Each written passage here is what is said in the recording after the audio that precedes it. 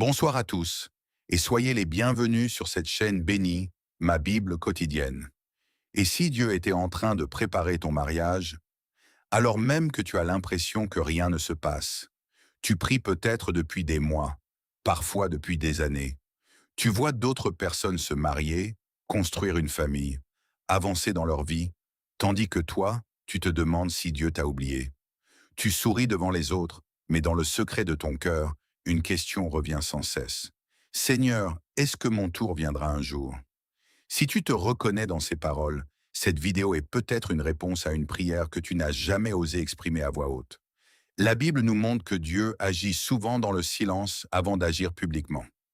Avant qu'Isaac rencontre Rebecca, avant que Ruth rencontre Boaz, avant que Jacob épouse Rachel, Dieu préparait déjà les circonstances, les personnes et les cœurs. Rien n'était laissé au hasard. Aujourd'hui, nous allons découvrir 7 signes bibliques qui peuvent révéler que Dieu prépare ton mariage dans le secret cette année. Attention, il ne s'agit pas de promesses automatiques ni de prédictions. Il s'agit de discerner la manière dont Dieu façonne une personne avant de lui confier une alliance aussi importante que le mariage. Peut-être que certains de ces signes sont déjà présents dans ta vie sans que tu t'en rendes compte. Et le dernier est souvent celui que beaucoup ignorent, alors qu'il est l'un des plus puissants. Alors reste avec moi jusqu'à la fin, car ce message pourrait complètement transformer ta manière d'attendre Dieu. Avant de commencer, si tu désires recevoir chaque semaine des enseignements bibliques qui fortifient ta foi et t'aident à marcher avec Christ, abonne-toi à la chaîne, laisse un j'aime à cette vidéo et partage-la avec une personne qui attend elle aussi le plan de Dieu pour sa vie sentimentale. Ensemble, grandissons dans la foi et dans la patience. Signe 1. Dieu transforme ton caractère avant de changer ta situation. Il existe une vérité que peu de personnes aiment entendre, mais que Dieu répète tout au long de la Bible. Avant de transformer les circonstances de ta vie, il commence presque toujours par transformer ton cœur. C'est une étape discrète, parfois même frustrante, parce qu'elle ne ressemble pas à la réponse que tu attendais. Tu pries peut-être en disant « Seigneur, conduis-moi vers la bonne personne ». Mais pendant ce temps, Dieu répond d'une manière inattendue. Au lieu de mettre quelqu'un sur ton chemin, il met en lumière ce qui, en toi, a encore besoin d'être guéri, purifié et fortifié. C'est souvent le premier signe que Dieu prépare ton mariage dans le secret. Tu as l'impression que rien ne change autour de toi, alors qu'en réalité, tout est en train de changer à l'intérieur de toi. La Bible nous rappelle, « Ayant donc ces promesses, bien-aimés, purifions-nous de toute souillure de la chair et de l'esprit, en achevant notre sanctification dans la crainte de Dieu. » 2 Corinthiens 7. Ce verset nous révèle que Dieu est profondément attaché à notre sanctification. Avant de nous confier certaines bénédictions, il désire que notre caractère ressemble davantage à celui de Jésus-Christ. Pourquoi? Parce qu'un mariage chrétien n'est pas simplement l'union de deux personnes qui s'aiment. C'est l'union de deux disciples appelés à refléter l'amour de Christ au quotidien. Regarde les hommes et les femmes que Dieu a utilisés dans les Écritures. Très rarement les a-t-il appelés immédiatement à leur destinée. Il les a d'abord façonnés. Avant de conduire Joseph au palais, Dieu a travaillé son humilité dans la prison. Avant de faire de David un roi, il l'a formé dans les champs, loin des regards. Avant que Moïse conduise Israël, il a passé des années dans le désert. Dieu ne perd jamais de temps. Même lorsque rien ne semble avancer, il est en train de préparer ses serviteurs pour ce qu'il a préparé d'avance. Il agit encore de la même manière aujourd'hui. Peut-être as-tu remarqué que certaines réactions qui étaient autrefois normales chez toi commencent à disparaître. Tu étais facilement blessé, mais tu apprends maintenant à pardonner. Tu étais impatient, mais Dieu t'enseigne à attendre sans murmurer. Tu voulais toujours avoir raison, mais tu découvres la valeur de l'humilité. Tu laissais tes émotions décider à ta place, mais le Saint-Esprit t'apprend progressivement la maîtrise de soi. Ces changements peuvent sembler éloignés de ton désir de te marier. Pourtant, ils en sont une partie essentielle. Car imagine un instant qu'aujourd'hui même, Dieu exauce ta prière et te présente ton futur conjoint. Si ton cœur n'est pas prêt, les mêmes blessures, les mêmes peurs ou les mêmes habitudes risqueraient de fragiliser cette relation. Beaucoup demandent à Dieu une personne exceptionnelle, mais oublient de lui demander de faire d'eux une personne capable d'aimer selon son cœur. C'est pourquoi Dieu prend parfois davantage de temps pour former le caractère que pour ouvrir les portes. Imagine un architecte chargé de construire une maison destinée à traverser les générations. Crois-tu qu'il commencerait par installer le toit avant d'avoir posé des fondations solides? Bien sûr que non. Les fondations sont invisibles. Personne ne les admire. Pourtant, elles soutiennent toute la maison. Si elles sont fragiles, même la plus belle construction finira par s'effondrer au premier grand vent. Il en est exactement de même pour le mariage. Le monde met souvent l'accent sur la rencontre, sur les émotions des premiers jours ou sur la beauté de la cérémonie. Dieu, lui, regarde beaucoup plus loin. Il voit les années qui suivront, les moments de joie, mais aussi les épreuves, les désaccords, les responsabilités et les saisons où l'amour devra être un engagement avant d'être un sentiment. C'est pour cela qu'il construit des fondations que personne ne voit encore. Peut-être traverses-tu actuellement une période où Dieu te pousse à te rapprocher davantage de lui. Tu lis sa parole avec plus de profondeur. Ta vie de prière devient plus sincère. Tu ressens le besoin de pardonner à quelqu'un qui t'a blessé il y a longtemps. Tu apprends à faire confiance à Dieu même lorsque tu ne comprends pas son calendrier. Ne considère pas ces changements comme un détour. Ils font partie du chemin. Plus ton caractère ressemble à celui de Christ, plus tu seras capable d'aimer avec patience, de servir avec humilité, d'écouter avec douceur et de construire une relation qui glorifie Dieu plutôt qu'une relation fondée uniquement sur les émotions. Et si, en ce moment même, la plus grande preuve que Dieu prépare ton mariage n'était pas une nouvelle rencontre, mais la personne que tu es lentement en train de devenir sous l'action du Saint-Esprit? Signe de tes anciennes relations ne fonctionnent plus. Il y a des saisons de la vie où l'on ne comprend plus ce que Dieu est en train de faire. Tu avais prié pour qu'une relation fonctionne. Tu t'étais investi avec sincérité. Tu avais fait des projets, nourri des espérances et imaginé un avenir. Puis, contre toute attente, tout s'est arrêté. Les appels se sont espacés. Les conversations sont devenues froides. Les promesses se sont envolées. Une porte s'est refermée sans explication claire. Sur le moment, cette expérience peut ressembler à un échec. Tu te demandes ce que tu as fait de mal. Tu cherches des réponses à des questions qui restent sans réponse. Et parfois, la douleur est si profonde que tu as l'impression que Dieu est resté silencieux au moment où tu avais le plus besoin de lui. Pourtant, l'un des signes que Dieu prépare ton mariage dans le secret est précisément que certaines relations ne parviennent plus à avancer, malgré tous tes efforts honnêtes. Il est important de comprendre une chose. Toutes les portes fermées ne sont pas une punition. Certaines sont une protection. La parole de Dieu déclare, « Car je connais les projets que j'ai formés sur vous, dit l'Éternel, projets de paix et non de malheur, afin de vous donner un avenir et de l'espérance. » Jérémie 29:11. Ce verset nous rappelle que Dieu voit bien plus loin que notre regard limité. Nous voyons le présent, mais lui voit les conséquences de chaque décision, les chemins qui mènent à la paix comme ceux qui conduisent à la souffrance. Là où nous voyons une perte, Dieu peut voir un danger évité. Là où nous voyons une déception, il prépare parfois une délivrance. Pense à Ruth. Lorsqu'elle perdit son mari, son avenir semblait complètement brisé. Dans sa culture, cette situation était synonyme d'incertitude et de vulnérabilité. Rien ne laissait penser que Dieu écrivait encore une belle histoire. Pourtant, c'est après cette saison de deuil qu'il conduisit ses pas vers Boaz, l'homme qui deviendrait son époux.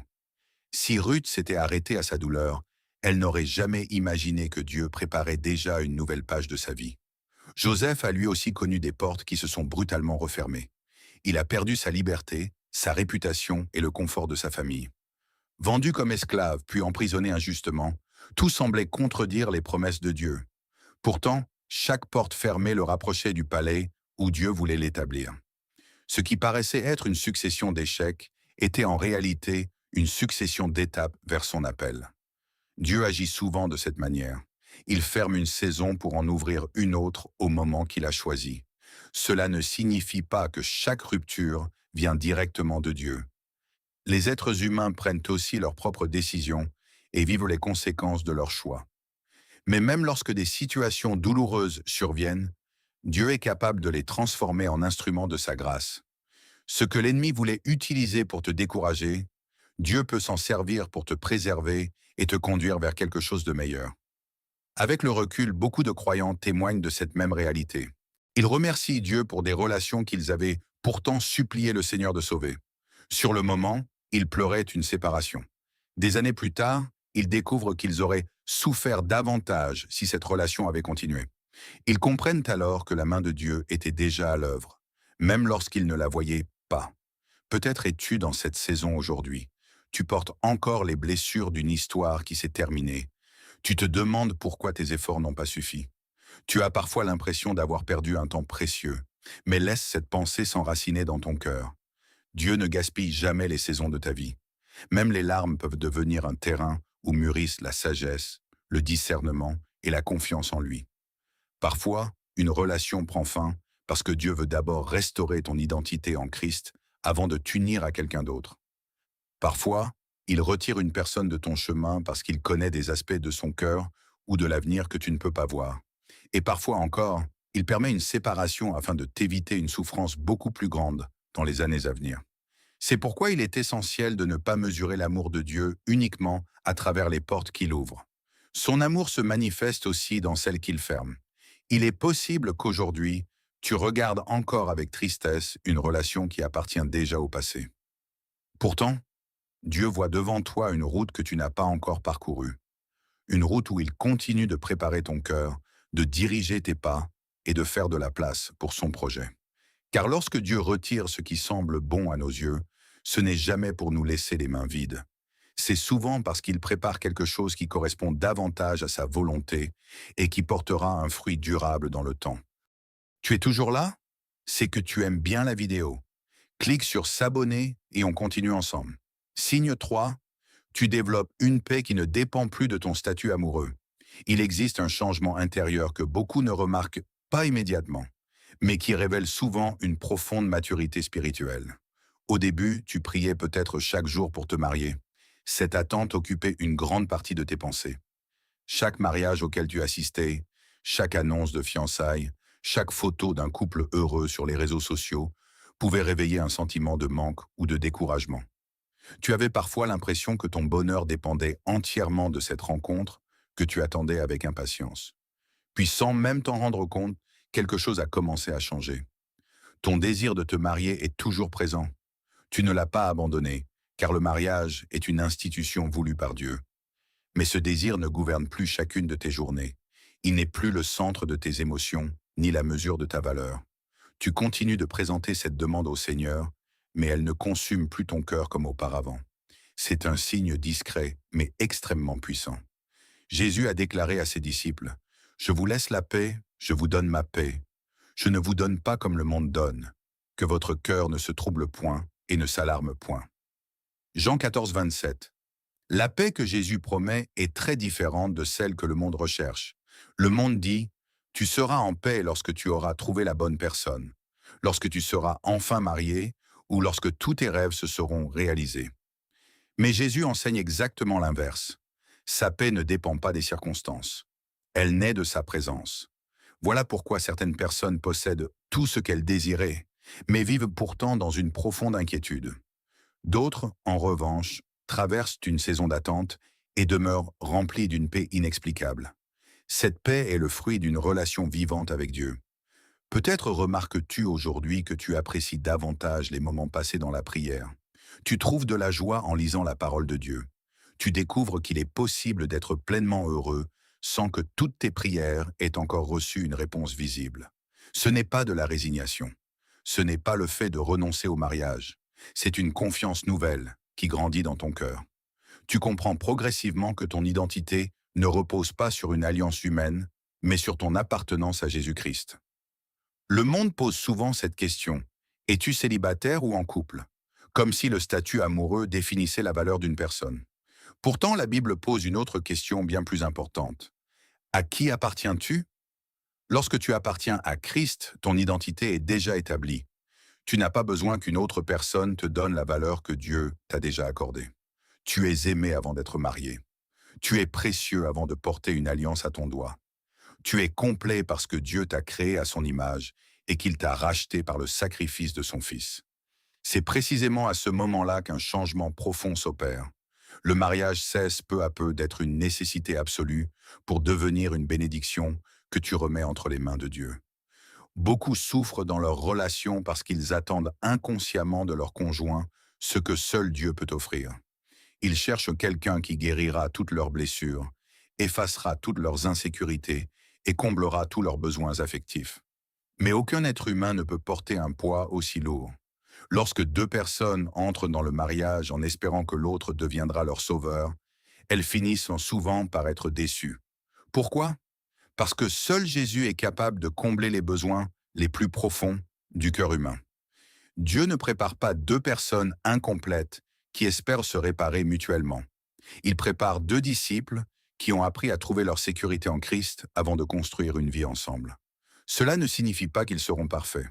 Aucun couple ne l'est, mais ils auront compris où se trouve la véritable source de leur paix.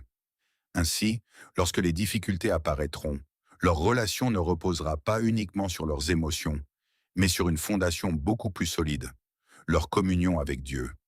C'est souvent dans cette saison de célibat que le Seigneur enseigne cette vérité essentielle. Il apprend à son enfant à se réjouir de sa présence, à le chercher pour lui-même et non uniquement pour les bénédictions qu'il peut accorder. Cette transformation est précieuse, car elle prépare un mariage où chacun pourra aimer librement, sans faire peser sur l'autre des attentes que seul Dieu peut satisfaire. Alors, prends un instant pour examiner ton propre cœur. Lorsque tu penses à ton avenir, ressens-tu encore une peur constante de rester seul, ou découvres-tu progressivement une paix qui demeure, même dans l'attente? Si cette paix grandit en toi, il est possible que Dieu soit déjà en train d'accomplir l'une des préparations les plus importantes avant le mariage. T'apprendre que ton premier amour, ta première sécurité et ta véritable identité se trouvent en Jésus-Christ. Signe 4. Dieu élargit ta vision de la mission avant celle du mariage.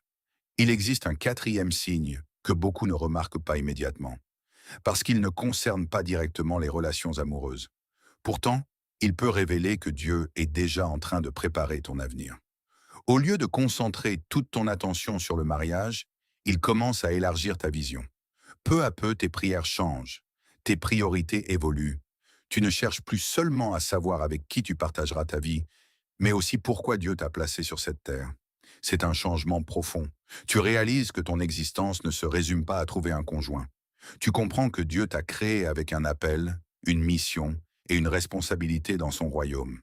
Et lorsque cette conviction grandit dans ton cœur, quelque chose d'extraordinaire se produit. Le mariage cesse d'être le centre de ton projet de vie. Il devient un moyen parmi d'autres de glorifier Dieu. Jésus nous donne cette priorité lorsqu'il déclare « Cherchez premièrement le royaume et la justice de Dieu, et toutes ces choses vous seront données par-dessus. » Matthieu 6,33. Remarque bien l'ordre établi par Jésus. Il ne dit pas « Cherchez d'abord toutes les autres choses, puis le royaume ». Il nous invite à placer Dieu en première position. Lorsque cette priorité est respectée, le reste trouve naturellement sa juste place. Peut-être remarques-tu qu'aujourd'hui, tu ressens un désir nouveau de servir davantage. Tu t'impliques dans ton église locale. Tu prends plaisir à encourager ceux qui souffrent. Tu découvres des dons que tu n'avais jamais osé utiliser. Tu consacres plus de temps à l'étude de la parole. Tu ressens le besoin de partager l'Évangile avec ceux qui ne connaissent pas encore Jésus-Christ. Ou peut-être que Dieu te pousse à développer ton activité professionnelle, non pas uniquement pour réussir, mais afin d'être une bénédiction pour d'autres. Ces changements ne sont pas sans lien avec ton futur mariage. Très souvent, Dieu révèle d'abord la mission avant de révéler la personne qui marchera à tes côtés. Lorsque nous parcourons les Écritures, nous constatons que les mariages que Dieu bénit s'inscrivent presque toujours dans un projet qui dépasse largement le bonheur personnel. Abraham et Sarah ont été appelés à devenir une source de bénédiction pour les nations. Boaz et Ruth ont participé à la lignée qui conduira jusqu'au Messie. Aquilas et Priscille ont servi ensemble l'Église naissante en ouvrant leur maison et en soutenant le ministère de l'apôtre Paul. Leur mariage n'était pas seulement une belle histoire d'amour. Il était un instrument entre les mains de Dieu. Cela nous enseigne une vérité essentielle. Dans la pensée de Dieu, le mariage est une alliance au service de son royaume. Le monde présente souvent le mariage comme l'objectif ultime de la vie. On laisse croire qu'une fois marié, tout sera enfin accompli. Mais la Bible offre une perspective bien différente. Le mariage est une bénédiction, oui, mais il n'est jamais le but suprême. Le but reste de glorifier Dieu et d'accomplir sa volonté. C'est pourquoi le Seigneur prépare parfois ton regard avant de préparer ta rencontre. Il élargit ton horizon. Il te montre qu'il existe des personnes à aimer, des vies à relever, des talents à développer et un témoignage à porter. Plus tu découvres cette mission, plus ton cœur devient libre. Tu ne cherches plus un conjoint uniquement pour combler un vide affectif. Tu désires rencontrer une personne avec qui tu pourras avancer dans le même appel, partager les mêmes valeurs et servir le même Seigneur. Pose-toi cette question. Si Dieu répondait aujourd'hui à ta prière pour le mariage, seriez-vous tournés uniquement l'un vers l'autre ou également tournés ensemble vers lui? Car un couple qui regarde seulement son propre bonheur risque de s'essouffler avec le temps. En revanche, deux personnes qui avancent côte à côte pour accomplir la volonté de Dieu découvrent une unité beaucoup plus profonde. Leur amour grandit parce qu'il est nourri par une mission commune. Il est également intéressant de remarquer que, dans la Bible, plusieurs rencontres importantes ont eu lieu alors que les personnes étaient occupées à servir ou à accomplir fidèlement leurs responsabilités. Ruth travaillait dans les champs lorsqu'elle rencontra Boaz. Moïse gardait le troupeau lorsqu'il reçut son appel. Les premiers disciples exerçaient leur métier lorsque Jésus les appela. Dieu rencontre souvent ses enfants au milieu de leur fidélité quotidienne. Peut-être que le Seigneur est en train de faire la même chose dans ta vie. Pendant que tu cherches à le servir avec sincérité, il façonne discrètement ton avenir. Il développe tes compétences, fortifie ta foi, affine ton discernement et t'apprend à vivre pour quelque chose de plus grand que toi-même. Et si cette saison que tu considères comme une simple attente était en réalité une période où Dieu élargit ton cœur pour te préparer à une mission que tu n'imagines pas encore? Peut-être que la personne qu'il prépare pour toi partage déjà cet appel, sans que vous le sachiez. Lorsque le moment sera venu, votre rencontre ne servira pas seulement à construire un foyer, mais aussi à accomplir ensemble une œuvre que Dieu avait préparée depuis longtemps. Signe 5. Tu apprends à attendre sans perdre la foi. S'il y a une leçon que Dieu enseigne presque à tous ceux qui l'appellent, c'est celle de l'attente. Personne n'aime attendre. Nous vivons dans une époque où tout doit être immédiat.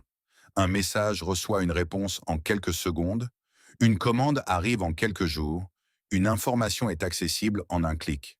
Pourtant, le royaume de Dieu fonctionne selon un rythme bien différent. Dieu ne se laisse jamais presser par notre calendrier. Il agit toujours au moment qu'il a déterminé. C'est pourquoi, si tu traverses actuellement une longue saison d'attente sans perdre la foi, il est possible que Dieu soit en train de te préparer bien plus profondément que tu ne l'imagines. La Bible affirme avec simplicité, il y a un temps pour tout, un temps pour toute chose sous les cieux. Ecclésiaste 3:1. Ce verset nous rappelle que Dieu est le maître des saisons. Il connaît le moment exact où chaque promesse doit s'accomplir. Nous regardons souvent notre montre, mais Dieu regarde notre maturité. Nous comptons les mois ou les années, tandis que lui façonne le cœur. Lorsque nous lisons les Écritures, nous découvrons que presque aucun des grands serviteurs de Dieu n'a reçu immédiatement ce qui lui avait été promis. Abraham a attendu pendant de longues années avant de voir naître Isaac, le fils de la promesse. Chaque année qui passait aurait pu nourrir le doute, mais Dieu poursuivait son œuvre. Sarah aussi a connu cette attente douloureuse. Humainement, tout semblait impossible. Pourtant, lorsque le temps de Dieu est arrivé, sa promesse s'est accomplie. David a reçu l'onction pour devenir roi, alors qu'il n'était encore qu'un jeune berger. Beaucoup auraient pensé que le trône l'attendait immédiatement. Mais entre l'onction et la couronne, il y eut des années de désert, de poursuites et d'épreuves. Pendant cette période, Dieu ne préparait pas seulement un roi, il formait un homme selon son cœur. Joseph, quant à lui, avait reçu des rêves extraordinaires dans sa jeunesse. Pourtant, avant de gouverner l'Égypte, il connut la trahison de ses frères, l'esclavage et la prison. À première vue, tout semblait éloigner Joseph de sa destinée. En réalité, chaque étape le rapprochait précisément de l'endroit où Dieu voulait l'établir. Même notre Seigneur Jésus-Christ nous montre l'exemple de la patience. Bien qu'il soit le Fils de Dieu, il n'a pas commencé son ministère public dès son enfance. Pendant près de 30 ans, il a vécu dans la discrétion, attendant le moment fixé par le Père. Si Jésus lui-même a respecté le calendrier divin, combien plus devons-nous apprendre à faire confiance au temps de Dieu? Peut-être que toi aussi, tu pries depuis longtemps. Tu demandes au Seigneur de préparer ton futur mariage. Tu vois les saisons passer et tu te demandes parfois pourquoi rien ne semble changer. Tu pourrais être tenté de penser que Dieu t'a oublié. Mais l'absence de réponse visible ne signifie jamais l'absence de l'action de Dieu. Dans le silence, Dieu travaille souvent avec une précision que nous ne pouvons pas encore percevoir. Il agit dans ton cœur. Il agit dans les circonstances. Il agit peut-être même dans la vie de la personne qu'il prépare pour toi. Pendant que tu attends, Dieu orchestre des détails que seul lui peut maîtriser. L'attente devient alors une école. Elle t'apprend la confiance lorsque tu n'as pas toutes les réponses. Elle t'apprend la patience lorsque tu voudrais accélérer les choses. Elle t'apprend la fidélité lorsque personne ne voit tes combats. Et surtout, elle t'apprend à aimer Dieu pour lui-même, et non uniquement pour les bénédictions que tu espères recevoir. C'est une formation indispensable, car le mariage demandera lui aussi de la patience. Il faudra apprendre à écouter avant de répondre, à pardonner avant que les blessures ne s'installent, à avancer ensemble malgré les différences, à persévérer lorsque les émotions fluctuent. Une personne qui refuse d'attendre aujourd'hui risque d'avoir du mal à construire demain. Dieu ne t'enseigne donc pas seulement à patienter pour obtenir une bénédiction, il t'entraîne à devenir un époux ou une épouse capable de bâtir une relation durable. Il est aussi possible que cette saison révèle ce qui habite réellement ton cœur. Lorsque tout semble silencieux, choisis-tu de continuer à faire confiance à Dieu? Continues-tu à le servir avec joie, même lorsque tes prières ne reçoivent pas encore la réponse que tu espérais? Ou bien ta foi dépend-elle uniquement de la rapidité avec laquelle Dieu agit? Ces questions sont profondes, mais elles permettent souvent de mesurer la croissance spirituelle que Dieu est en train d'accomplir. Car une foi qui persévère dans l'attente est une foi qui a appris à s'appuyer sur le caractère de Dieu plutôt que sur les circonstances. Elle comprend que le Seigneur n'est jamais en retard. Elle sait que son amour ne se mesure pas au temps d'attente, mais à la fidélité avec laquelle il accomplit toujours ses promesses. Alors pendant cette saison, ne considère plus l'attente comme une parenthèse inutile. Voilà comme un atelier où le divin architecte prépare minutieusement les fondations de ton avenir. Et demande-toi avec sincérité, cette attente est-elle seulement en train de mettre ma patience à l'épreuve, ou est-elle en train de faire de moi la personne que Dieu veut que je devienne avant de me confier le mariage qu'il a préparé? Signe 6. Dieu met sur ton chemin des modèles de mariage solides. Il arrive que Dieu prépare ton avenir d'une manière à laquelle tu ne t'attendais pas. Tu pries pour rencontrer la bonne personne, mais au lieu de répondre immédiatement à cette prière, il commence par placer sur ton chemin des couples qui deviennent, sans le savoir, de véritables sources d'inspiration. Ce détail peut sembler anodin, pourtant il est souvent un signe que Dieu est en train de façonner ta vision du mariage. Tu remarques peut-être un couple dans ton église qui traverse les années avec une foi toujours vivante. Tu observes leur manière de se parler avec respect, même lorsqu'ils ne sont pas d'accord. Tu vois qu'ils prennent le temps de prier ensemble avant de prendre des décisions importantes. Tu constates qu'ils ne cherchent pas à donner l'image d'un couple parfait, mais qu'ils vivent une relation authentique, fondée sur le pardon, l'humilité et la fidélité. Ce n'est peut-être pas une simple coïncidence. La Bible nous enseigne, celui qui fréquente les sages devient sage, mais celui qui se plaît avec les insensés s'en trouve mal. Proverbe 13-20. Ce principe s'applique à tous les domaines de la vie, y compris au mariage. Les personnes que nous observons et que nous fréquentons influencent notre manière de penser, de parler et d'aimer. C'est pourquoi Dieu change parfois notre environnement avant de changer notre situation. Pendant longtemps, le monde a essayé de nous convaincre que le mariage repose avant tout sur les émotions. Les films, les séries et les réseaux sociaux présentent souvent un amour idéalisé où tout semble facile tant que les sentiments sont intenses. Mais lorsque les difficultés apparaissent, beaucoup pensent que l'amour a disparu. La Bible présente une vision complètement différente. Selon les Écritures, le mariage est avant tout une alliance conclue devant Dieu.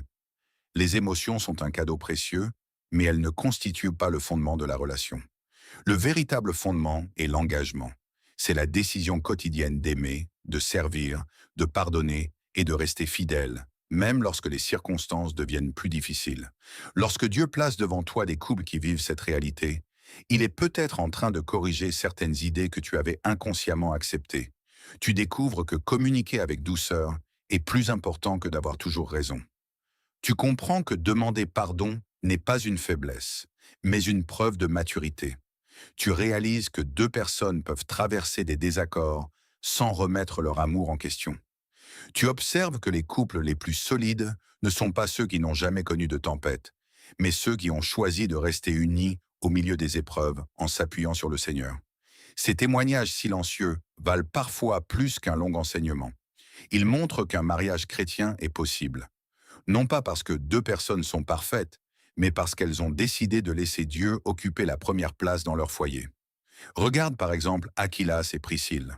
Dans le Nouveau Testament, ils apparaissent à plusieurs reprises comme un couple uni dans le service de Dieu. Ils accueillaient les croyants dans leur maison, travaillaient ensemble et soutenaient fidèlement le ministère de l'apôtre Paul.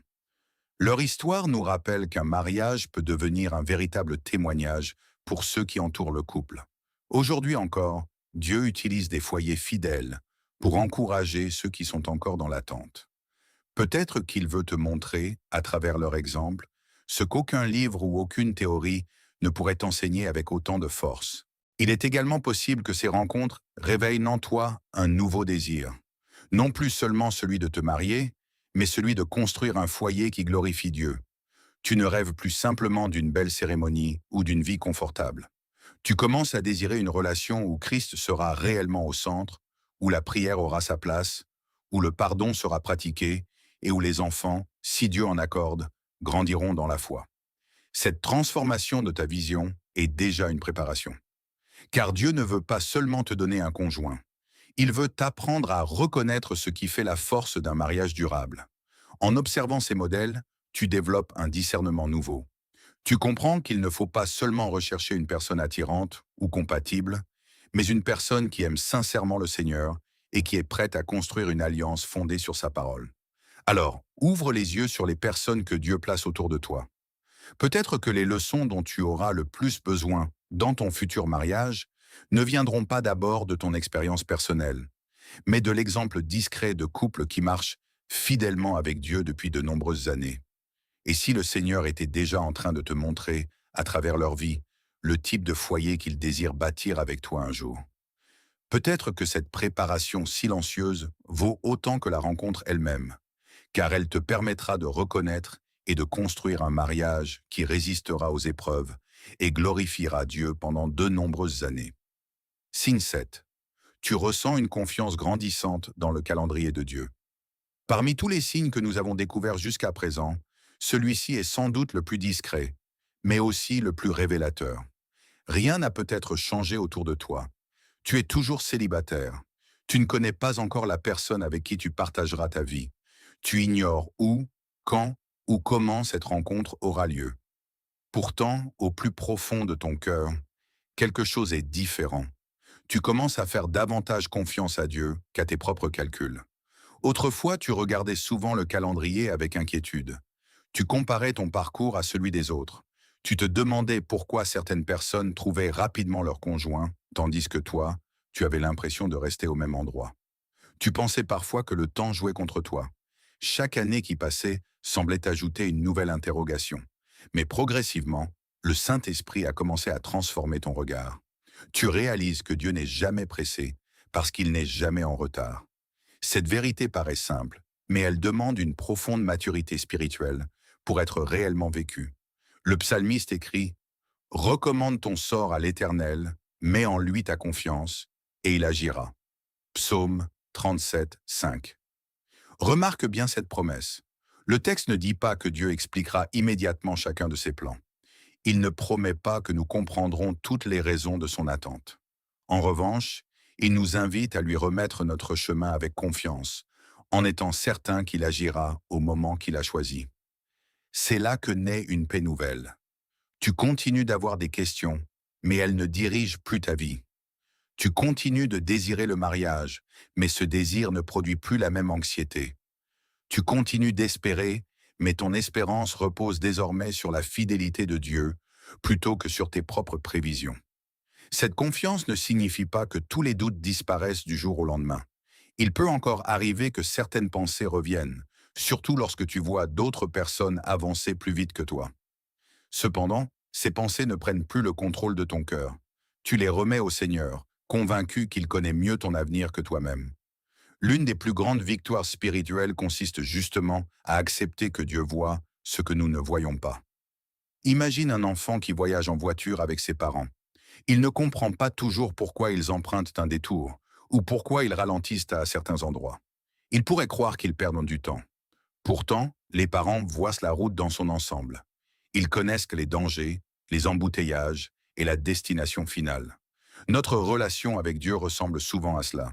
Nous voyons seulement quelques mètres devant nous. Lui voit toute notre vie, il connaît les rencontres qui nous feront grandir, mais aussi celles qui pourraient nous éloigner de lui. Il sait quelles épreuves doivent encore nous fortifier, quelles blessures doivent encore être guéries et quelles circonstances doivent encore être alignées avant que deux destinées puissent se rejoindre. Voilà pourquoi son calendrier est toujours plus sage que le nôtre. Nous voulons souvent que Dieu agisse rapidement. Dieu, lui, agit parfaitement. Il ne répond ni trop tôt, ni trop tard. Il répond au moment où sa réponse deviendra véritablement une bénédiction. Regarde Abraham. Si Dieu lui avait donné Isaac selon son propre calendrier, Abraham n'aurait peut-être jamais expérimenté la profondeur de la fidélité divine. Regarde Joseph. S'il était sorti de prison plusieurs années plus tôt, il ne serait probablement pas devenu le gouverneur que Dieu avait prévu. Chaque attente avait un sens, même si elle restait incompréhensible sur le moment. Il en est de même pour toi. Le silence de Dieu ne signifie pas son absence. Son attente ne signifie pas son oubli. Son retard apparent n'est jamais un manque d'amour. Pendant que tu attends, Dieu agit dans des domaines que tes yeux ne peuvent pas encore voir. Il prépare les circonstances. Il prépare les cœurs. Il prépare les rencontres. Il prépare les saisons. Et souvent, il prépare aussi la personne qu'il destine à marcher à tes côtés. Lorsque cette vérité s'enracine profondément dans ton cœur, une transformation étonnante se produit. Tu cesses progressivement de demander « Seigneur, pourquoi dois-je attendre encore ?»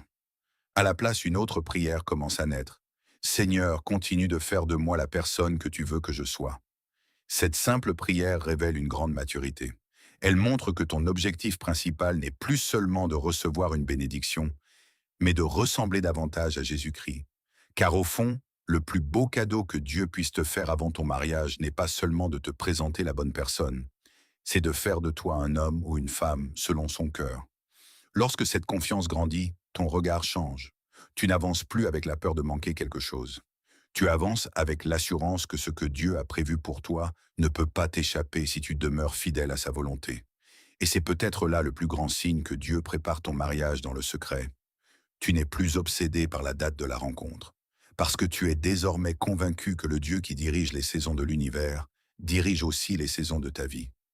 Tu peux donc marcher dans la paix, sachant qu'au moment parfait, celui qui tient ton avenir entre ses mains accomplira exactement ce qu'il a promis. Si tu as reconnu plusieurs de ces signes dans ta vie, prends un moment pour remercier Dieu. Même si tu ne vois pas encore le résultat final, il peut être en train d'écrire une histoire que tu comprendras seulement plus tard. Souviens-toi que Dieu ne travaille jamais uniquement sur les événements. Il travaille d'abord sur les personnes. Le mariage n'est pas une récompense pour les parfaits. C'est une alliance que Dieu confie à des hommes et des femmes qui acceptent de grandir avec lui. Ne compare plus ton calendrier à celui des autres. Certaines personnes se marient rapidement, mais construisent difficilement.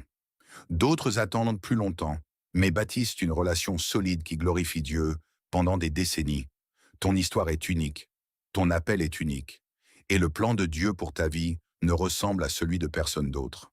Continue donc à chercher le Seigneur, à développer ton caractère, à servir fidèlement et à lui faire confiance, même lorsque tout semble silencieux. Le Dieu qui prépare les saisons prépare aussi les rencontres. Et lorsqu'il ouvre une porte, personne ne peut la fermer. Si cette vidéo t'a encouragé, abonne-toi dès maintenant pour ne manquer aucun enseignement biblique.